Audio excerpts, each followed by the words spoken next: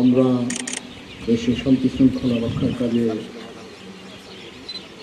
এখনও ডিপ্লয়েড আছে। 2024 সালে 20শে জুলাই থেকে আমরা কাজ করে যাচ্ছি, এখনও আছি। এখনো 16-17 হাজার সারা বাংলাদেশের 62টা জেলায় আছে। তো আমরা অনেক সৈনিক আমরা উইথড্র করেছি, বাট এখনো সম্পূর্ণ উইথড্র হয়নি।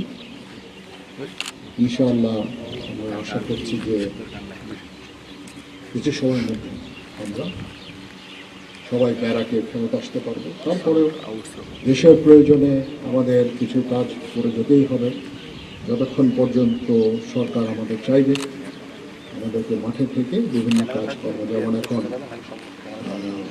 ফুয়েল ডিপোগুলোতে আমাদের ডিপ্লয়মেন্ট আছে। এরকম টাইম টু টাইম বিভিন্ন কাজে আমাদের হয়তো সরকারকে সহায়তা করতে হবে।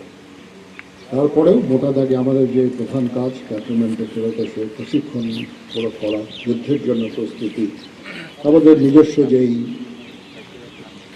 পদ্ধতি আছে, নিজস্ব ওয়ে আছে, সেগুলোকে আস্তে আস্তে আমাদের শুরু করতে হবে কাজগুলো। তো এই জন্য ফায়ারিং অত্যন্ত গুরুত্বপূর্ণ।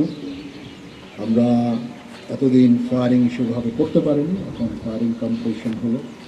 আমি যে রেজাল্ট আমি দেখলাম, ফায়ারারদের যে দক্ষতা দেখলাম, আমি অত্যন্ত আশান্বিত যে এতদিন ফিল্ডে থাকার পরেও আমাদের ফায়ারিং সক্ষমতা কমেনি। এটা একটা ভালো লক্ষণ। আমাদের আস্তে আস্তে এরকম আরও ট্রেনিং ইভেন্টগুলো আস্তে আস্তে শুরু করতে হবে এবং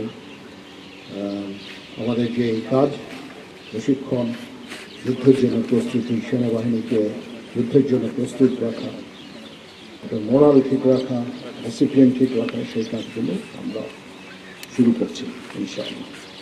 আমি মনে করি যে প্রত্যেকটা ফিল্ড কমান্ডারের কাজ হচ্ছে ফিল্ডে ট্রুপদের সাথে ইন্টারাকশন করা, তাদের সাথে ট্রেনিংয়ে থাকা।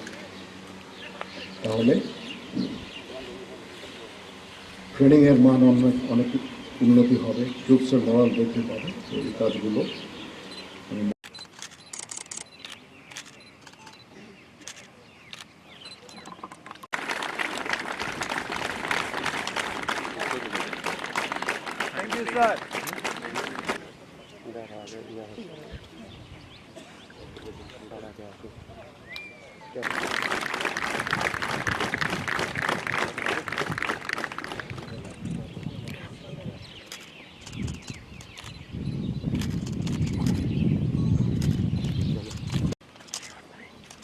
Thank you, sir.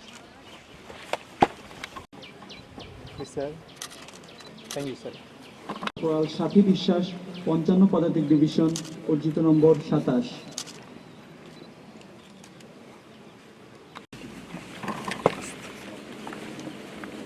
সৈনিক মোহাম্মদ তানভীর হোসেন, 10 পদাতিক ডিভিশন, অর্জিত নম্বর 30।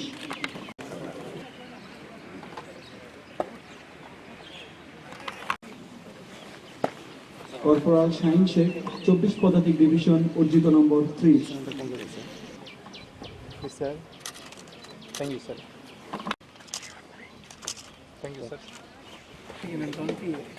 উল্লেখ্য যে শ্রেষ্ঠ 12 জন ফায়ারের মধ্যে তার অবস্থান তৃতীয়।